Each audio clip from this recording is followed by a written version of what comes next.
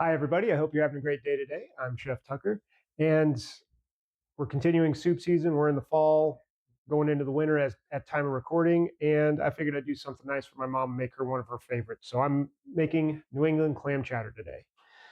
So it's a very simple recipe.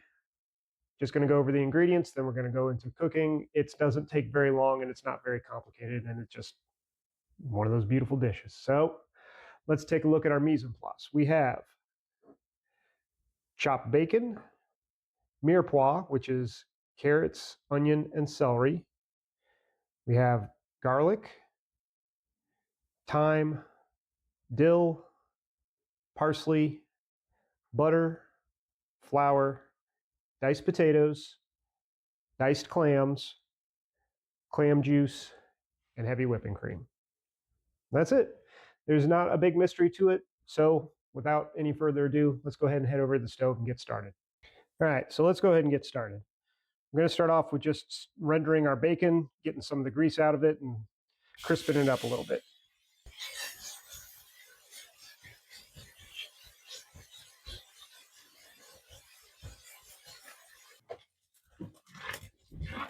All right, so we got little crispy bacon bits. We got a nice bit of fat rendered out. We're going to go ahead and move on to the next step, which is our mirepoix.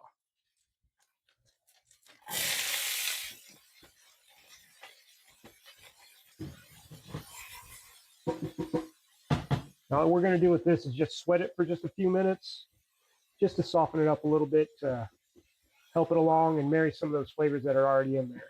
So let's go ahead and take a cut, and I'll see you guys in just a minute. Okay, so it's only been a minute or two, but the onions are starting to get a little bit translucent, which means that we are at the part that I'm looking for.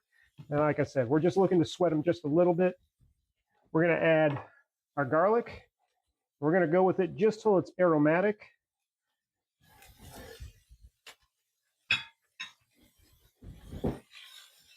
Not much garlic this time. I'm a big garlic person, but this recipe doesn't need a whole lot of garlic, but it just needs that little bit. All right, once that garlic is aromatic, I'm going to add my thyme, my dill, and my parsley.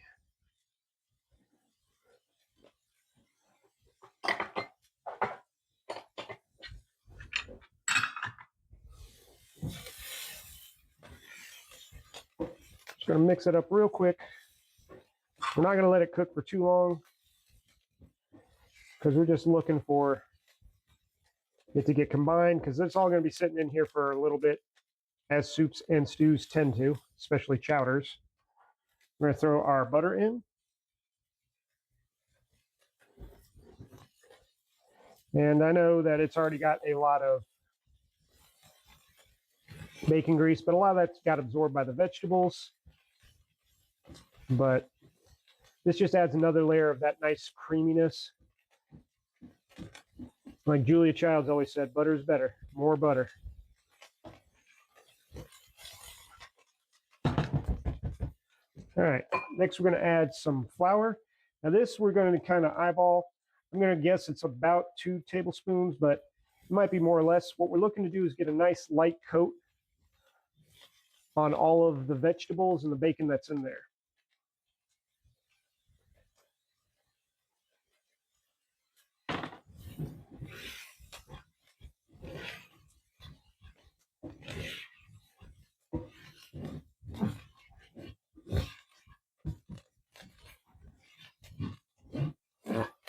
Yeah. All right, taking off the heat just for a second to take a look. And we'll put just a little bit more on there.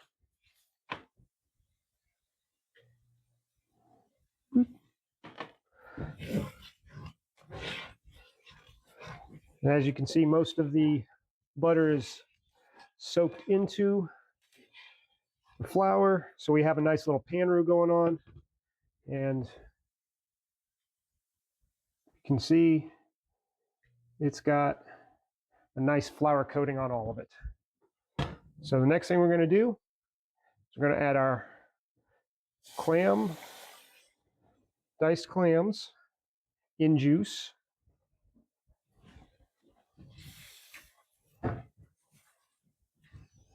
Give that a stir.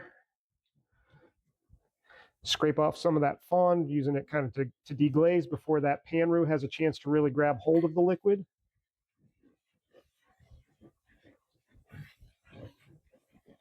Breaking up all that fond, and as you can see, it's getting thicker right now. So now we're going to add some clam juice.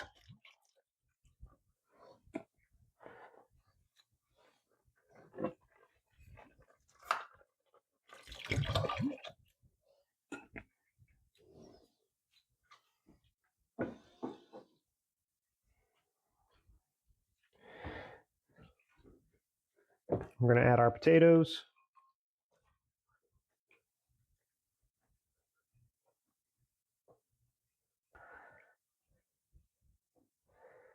And it's optional. I like to do it, but it's not a necessarily a requirement. Throw in a bay leaf. Sometimes I like putting in bay leaves into things, not necessarily because it needs a bay leaf, but just somebody's going to get the bay leaf in their bowl at the end, and it makes me kind of laugh a little bit. All right, so now we're just going to let this simmer for just a little bit, and what we're looking for is going to vary depending on how high you have. I would put it on a medium to medium high at most. We're just looking for it to start to simmer a little bit, to do a light boil, and we're looking for those potatoes to cook all the way through. If you need to, add a little bit more clam juice, or add a little bit of water, or chicken base, chicken stock, chicken broth, seafood broth, whatever you got that you're okay with having in here, that is what you will add. So we're going to let this simmer for a little bit, just like we have to do with any soup, stew, or chowder. And then we'll come back and start finishing it up.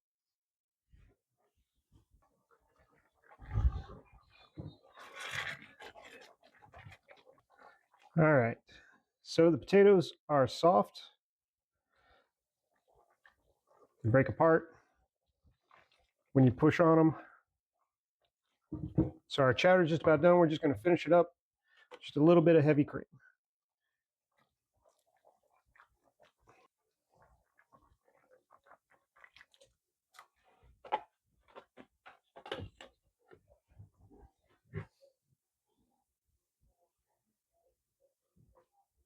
All right, guys, so our clam chowder is officially done. We just got to finish it off a little bit with just a little salt and pepper. Do this to taste.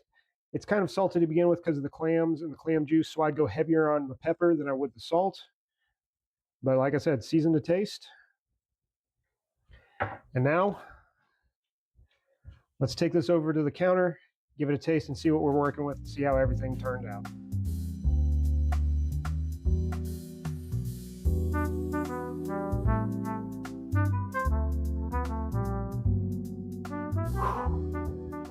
All right, guys, I'm excited for this. I'm hoping my mom's going to like it. She likes her food a little bit more mild than I are, and I put quite a bit of herbs in here, but I can smell the thyme, I can smell the onions, I can smell the clams, I can smell the cream. Let's give it a moment of truth, huh?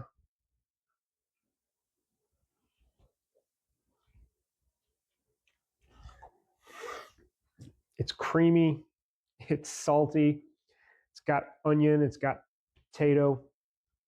It's a classic dish, man. You know, it's one of those things that you know you just absolutely love. If you ever get confused on New England and Manhattan, just remember New England's white snow, Manhattan's red city lights, something like that. But it's a chowder. It's thick. It's meant to stick to your bones. It's meant to warm you from the inside out.